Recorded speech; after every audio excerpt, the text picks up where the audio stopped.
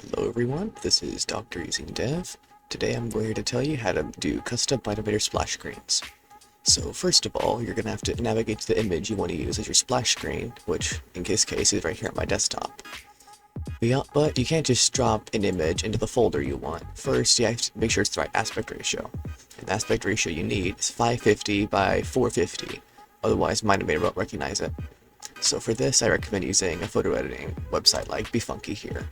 So what I can do is just head to here and just grab the image directly off my desktop and then drag it in, resize it to whatever angle you want it to be. In this case, I'm just going to put them in the middle, save it, and you can just call whatever you want. I'm just going to call it FJesse.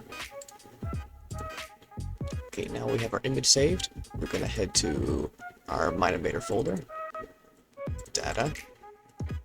So we're going to head to splashes, and you're going to see these are all my splash screens that I put in. Now we just want to put in the new folder. Alright, but we're not quite done just yet. Now we're going to head to this file called splashes.json to actually get Mine-Imator to recognize the splash.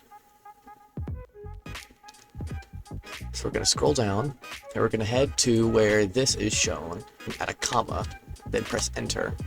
Now we're going to add in a backwards version of that, and then back that, and then press enter. Also, I'm using Visual Studio Code, which I recommend you download before doing this. It's going to make it a lot easier. So now I'm going to put in quotation marks, file, quotation marks, colon, and then the name of the file. In this case, it's fjesse.png, quotation mark, comma, quotation marks again, credits, leave that, colon, and then you're